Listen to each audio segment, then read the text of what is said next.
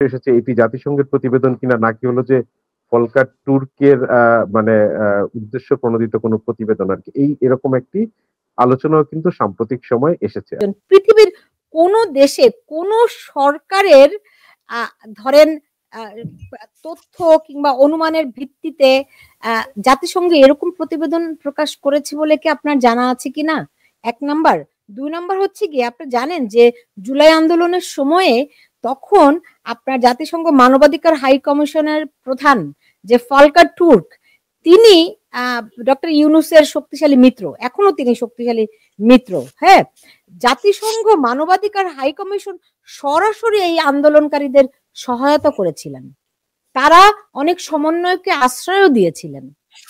তো জাতিসংঘের প্রতিবেদন নিয়ে আমাদের তাহলে এত হইচই কেন?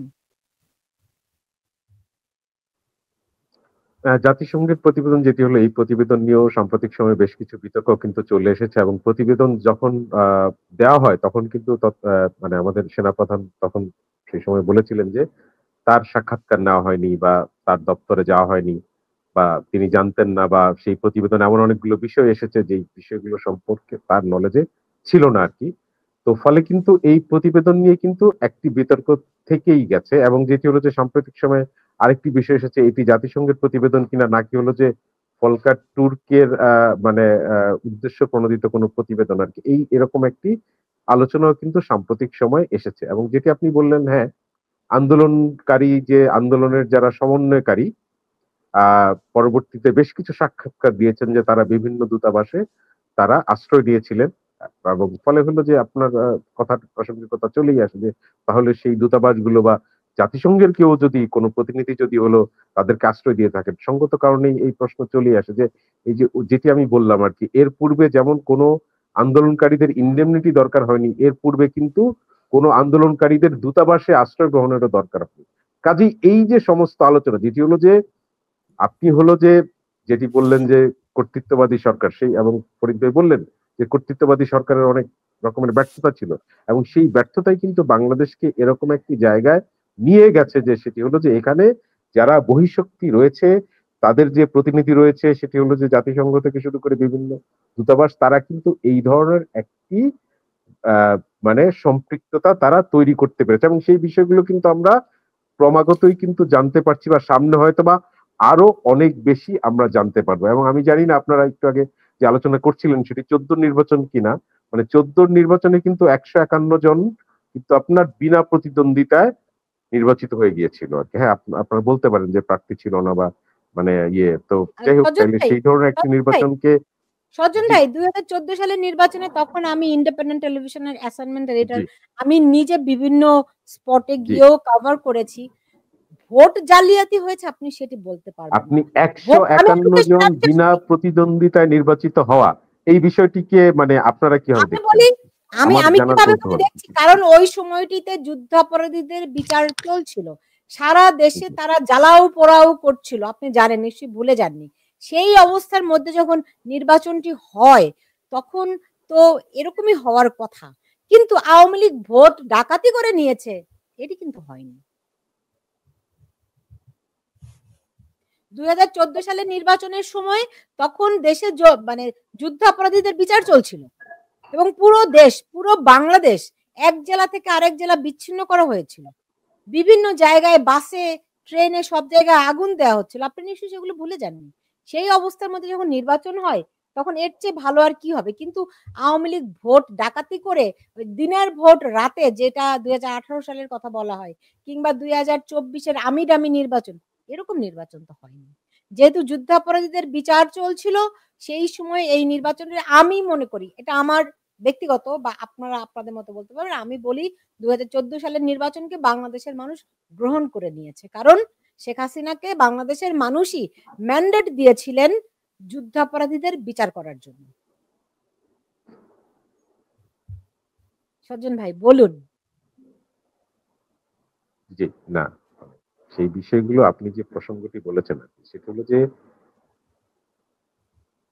মানে বর্তমান বাস্তবতা অতীতের বাস্তবতা কোনো কিছুই কিন্তু অস্বীকার করার উপায় নেই এবং এবং মানে যেটি আমি শুরু থেকেই বলছি সেটি হলো যে বিগত সরকার যেই ব্যবস্থাপনায় টিকে ছিল সেই ব্যবস্থার ন্যূনতম বদল না হয় বরং আমরা দেখতে পেয়েছি যে সেটি হলো যে একটি অংশ মনে করলো যে বিগত সরকার তারা এইভাবে তারা বিভিন্ন মানে দখল করে রাখতো, অর্থাৎ তারা হলো যে আপনার একটা আর্থিক কাঠামো একটা মানে জাল বিস্তৃত করেছিল, যেখানে আপনার সামরিক আধা সামরিক পুলিশের সমন্বয় একটা জটিল নিরাপত্তা ব্যবস্থা তৈরি করার মাধ্যমে সেই সরকার কিন্তু টিকে ছিল।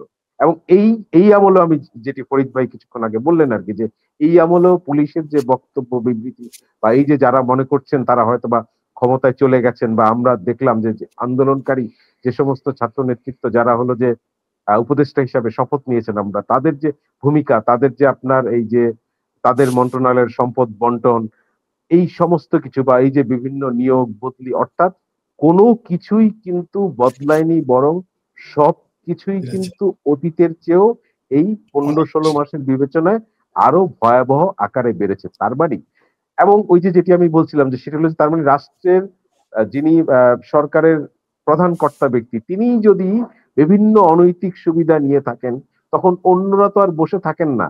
এবং আমরা দেখি যে ইউনিভার্সিটি, তারপরে হলো যে আপনার রিক্রুটিং এজেন্সি থেকে শুরু করে কি নেওয়া হয়নি। এবং আমরা যে বিচারের প্রসঙ্গ আপনি তুললেন, আমরা দেখেছি অতীতের যে বিচারগুলো হয়েছে এই আমলে এসে সেই বিচারগুলো কিন্তু উল্টে গেছে। 21শে আগস্টের বিচার সেগুলো উল্টে গেছে। ফলে আজকের যে বিচার হলো এবং যেটি হলো যে মানে চিফ প্রসিকিউটর বলেছেন যে সেটি হলো যে এই বিচারের অনেক ত্রুটিপূর্ণ বিষয় থাকে। ফলে এই বিচারগুলো ভবিষ্যতে এই বিচারগুলোর চেহারা কি দাঁড়াবে সেটি আমরা সামনের দিনে কিন্তু বুঝতে পারবো। এবং আমি শুরুতে উল্লেখ করেছি যে সঙ্গত কারণ এই সমস্ত বিষয়গুলো নিয়ে যথেষ্ট প্রশ্ন করে। ফলে হলো যে আসল কথা হলো যে সেটি হলো যে আজকে যারা ক্ষমতায় অধিষ্ঠিত হয়েছেন বা দেশ পরিচালনা করছেন, রাষ্ট্র পরিচালনার নাম করে তারা আসলে তাদের নিজেদেরই অথবা বিগত সময়ে তারা যাদের যাদের সহায়তায় এই অবস্থায় এসেছেন আজকে তাদের, অর্থাৎ সেই সাম্রাজ্যবাদী শক্তির সেই যে ইচ্ছা সেই ইচ্ছাগুলোই ক্রমাগত তারা বাস্তবায়ন করে যাচ্ছেন। যেটি হলো যে হ্যাঁ, যেটি আপনি বললেন যে সেটি হলো নির্বাচন নিয়ে আপনিও কিছু কথা বললেন আর কি, আমিও কিছু কথা বলেছি যে দ্বিমত থাকতেই পারে।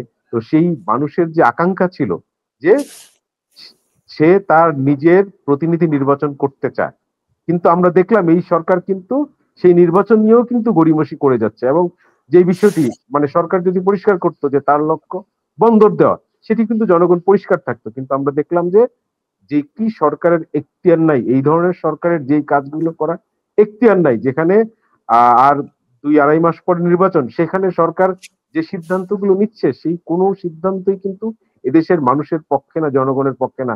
আজকে একটি আলোচনা দেখলাম এবং যেটি হলো যে আমেরিকার সাথে চুক্তি গিয়ে তারা বলেছে সেটি হলো যে নন ডিসক্লোজার এগ্রিমেন্ট।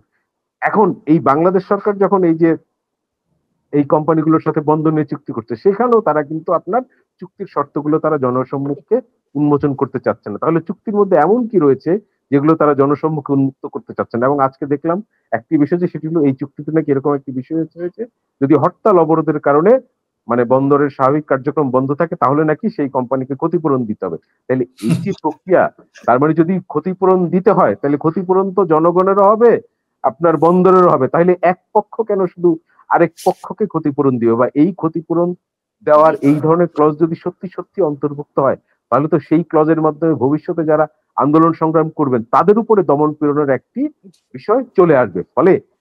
ফলে আমাদের সামনে এই সরকারের মানে যে যে কার্যকলাপ সেই কার্যকলাপ ক্রমাগত স্পষ্ট করছে তারা আসলে কোনোভাবেই এদেশের জনগণের স্বার্থ রক্ষা করার জন্য ক্ষমতায় আসেননি। তারা আসলে তাদের যে বহির্বিশ্বে যে সাম্রাজ্যবাদী বিভিন্ন মোড়লরা রয়েছে, আন্তর্জাতিক মোড়লরা রয়েছে, এবং সেই মোড়লদের স্বার্থ রক্ষার জন্য তারা আমাদের বন্দর, আমাদের দেশের স্বাধীনতা, আমাদের দেশের সার্বভৌমত্ব, এই সমস্ত কিছুকেই কিন্তু তারা ক্রমাগত বিপদের মুখে ফেলে দিচ্ছে। এবং দেখেন মানে একটি এটা বিষয় যে সেটি কবে বুঝছেন?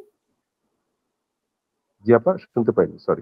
মানে এইটা আপনারা কবে বুঝতে পেরেছেন যে এই সরকার যে বিদেশিদের স্বার্থের জন্য এসেছেন, এটি আপনারা কবে বুঝতে পেরেছেন? আপা যেটি হলো যে প্রথমত হলো যে আহ, সরকার প্রধান যিনি হয়েছেন শুরুতেই কিন্তু তাকে নিয়ে কিন্তু বিতর্ক ছিল। কারণ এই দেশের স্বার্থে তার ভূমিকা, মানে অতীতে তার যে কার্যকলাপ 2007-8-এ তার দল তৈরি করার আকাঙ্ক্ষা এবং এরও আগে তার দল তৈরি করার আকাঙ্ক্ষা, সেই ইতিহাসগুলো কিন্তু মানুষ কিন্তু জানে। সেই আকাঙ্ক্ষা থেকে কিন্তু এদেশের দেশপ্রেমিক শক্তি কিন্তু যে তাকে চেয়েছে সেটি কিন্তু আপনি বলতে পারবেন। হ্যাঁ, তো যেই বিষয়টি সেটি হলো যে এটি আমরা কবে বুঝেছি, বা মানে মানে এইটা পক্ষ প্রতিপক্ষের বিষয় না, অর্থাৎ আপনি কিছু যুক্তি দিবেন আমি পাল্টা যুক্তি দিব এরকম না। আমরা সবাই কিন্তু দেশকে ভালোবাসি এবং আমরা এখানে দেশের স্বার্থেই কিন্তু আলোচনায় বসেছি, এবং হলো যে আপনি একভাবে দেখবেন দেশের স্বার্থ, আমি মনে করব যে এইভাবে রক্ষা করা যায়।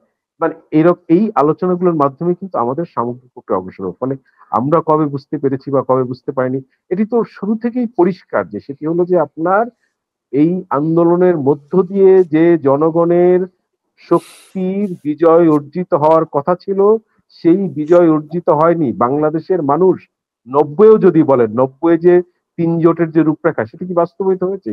হয়নি তো। এদেশের মানুষ মানে বারবার সংগ্রাম করে বিজয়ী হয়, কিন্তু বিজয়ী হওয়ার পরে তার বিজয়কে তারা ধরে রাখতে পারে না। জি। এবং যেটি ফরিদ ভাই কিন্তু বলেছেন সেটি হলো যে বিগত সরকার, এখন আপনি যদি বলেন বিগত সরকারের সবকিছু ঠিক ছিল, সঠিক ছিল, তাহলে তো আসলে আজকের এই পরিস্থিতি হতো না। আপনি বলেন আজকে যে আপনি এই যে জঙ্গিবাদ নিয়ে যদি আলোচনা করতে যান, আমি জানি না সময় রয়েছে কিনা, আজকে এই যে কওমি মাদ্রাসার বিস্তার, এই কওমি মাদ্রাসার বিস্তার কোন সময় হয়েছে, কোন পরিকল্পনার ভিত্তিতে হয়েছে? আজকে বিশ্ববিদ্যালয়গুলো যে যে আজকে কওমি মাদ্রাসার এই যে প্রচুর শিক্ষার্থী আজকে বিশ্ববিদ্যালয়গুলোতে পড়ছে, তারা সরকারের কোন আইনের ফাঁক ফোকর দিয়ে এই পরিস্থিতিটি তৈরি হয়েছে? নিশ্চয়ই সেটি আমার চেয়ে আপনি অনেক ভালো জানেন সেটি কোন সরকার করেছে, কিভাবে হয়েছে। এবং এই যে যুদ্ধাপরাধীদের বিচার সেটি নিশ্চিত করার জন্য কি ধরনের আন্দোলন করা হয়েছে, আপনি বললেন আপনি সে সময় দেশে ছিলেন, কাজে আমার চেয়ে নিশ্চয়ই আপনার আরো মানে মানে কোনোভাবেই কম জানা নয় আর কি। তো ফলে আজকে এই 15 মাসেই কি আসলে এই জঙ্গি শক্তি ফুলে ফেপে উঠেছে? তাহলে বিগত এই যে 15 বছর কি হয়েছে? তাহলে বিগত 15 বছর এই সমস্ত জঙ্গি দমনের জন্য কি হয়েছে? হ্যাঁ, আপনি বলতে পারেন 15 বছর এদেরকে আপনার হলো যে আহ মানে এদেরকে হলো যে আটকিয়ে রাখা হয়েছিল, এদেরকে হলো আপনার কোনো কার্যকলাপ পরিচালনা করতে দেওয়ানি। কিন্তু এই শক্তির তো বিস্তার হয়েছে 15 মাসে। হ্যাঁ, কিছু জঙ্গি ছাড়া পেয়েছে, কিন্তু এই যে কওমি মাদ্রাসা আজকে বিশ্ববিদ্যালয়গুলোতে বা আজকে এই যে সারা দেশে এই যে বাউলদের উপর হামলা, এই পরিস্থিতি কি মানে এই 15 মাসেই শুধু তৈরি হয়েছে? বিগত সময়ের যে সরকার পরিচালনার তার যে নিয়ম নীতি, সেই নিয়ম নীতির কি কোনো ভূমিকা নেই এদেশে? মানে সাংস্কৃতিক বাজেটে মানে এগুলো অনেক বিস্তৃত আলোচনা, কত বরাদ্দ ছিল আর রাইট। কোথায় কত বরাদ্দ ছিল সেগুলো আপনি অনেক ভালো জানেন। ফলে মানে আমরা যদি মনে করি এই 15 মাসেই সব খারাপ হয়ে গেছে, এই 15 মাস কিন্তু বিগত 15 বছর মানে কিভাবে দেশ পরিচালিত হয়েছিল তারই কিন্তু একটি ফলাফল আমরা এই 15 মাসেও ভোগ আওয়ামী করছি। লীগ সরকারের 15 বছরে ধরেন সব জঘন্য জঘন্য খারাপ কাজ তারা করেছে ধরেন। তো এই গত 15 মাসে যা হলো কিংবা ভবিষ্যতে এই যে ধরেন তারা এত এত জঘন্য জঘন্য কাজ করেছে, তো তার ফলাফল এখন এইটা, নাকি আপনারা ওইটা যাতে না হয় সেই জন্য আন্দোলন করেছিলেন এবং এখান থেকে একটা উত্তরণের পথ খুঁজছেন? যদি পথ খুঁজে থাকেন সেই পথটা কি একটু আমাদেরকে বলেন, আমরা একটু আশ্বস্ত হই। প্রথম বিষয় হলো যে জনগণের পক্ষের শক্তি আগেও ছিল না, এখনো নেই। জনগণের পক্ষের শক্তি তো অধিষ্ঠিত হয়নি। ফলে হলো যে বরং আপনি বলতে পারেন আগে যে অবস্থা ছিল, ওই যে আমরা বলি যে সেটি হলো যে মানে আহ, জল এই কি? জ্বলন্ত থেকে উনুন, কড়াই থেকে কড়াই থেকে উনুন থেকে কড়াই থেকে কড়াই থেকে জ্বলন্ত উনুন, উনুনে। ঠিক আছে? হ্যাঁ, তো বিষয় কি সেটি হলো যে আমরা ক্রমাগত এখন হলো যে আপনি মানে যদি আমাকে বলতে বলেন আর কি, যে সেটি হলো যে কালকে কি হবে বা সমাধানটা কি, এটি তো কোনো মানে সমাজ বিজ্ঞান মানে আবার আপনি তত্ত্বের ইয়ে নিয়ে আসবেন আর কি। সেটি হলো যে একটি সমাজ যেভাবে আগায়, একদিনের সমাজের ভাগ্য নির্ধারিত হয় না, বা একদিনের সমাজের ভাগ্য ধ্বংস হয় না। সেটি একটি চলমান প্রক্রিয়া। এই দেশের মানুষ সংগ্রাম করছেন। এই যে আজকে যদি বলেন যে সেটি হলো যে আজকে এই যে যে জঙ্গিবাদী গোষ্ঠী, মৌলবাদী গোষ্ঠী, সাম্প্রদায়িক গোষ্ঠী তাদের আস্ফালন দেখাচ্ছে, আপনি কি মনে করেন বাংলাদেশের জনগণ এটি মেনে নিবে? কোনোভাবেই মেনে নিবে না, কিন্তু বরং এর বিরুদ্ধে জনগণ কিন্তু ঐক্যবদ্ধ হচ্ছে, এবং সরকারের যতগুলো গণবিরোধী শক্তি, এই সবগুলো শক্তির বিরুদ্ধে কিন্তু জনগণের একটি অবস্থান রয়েছে।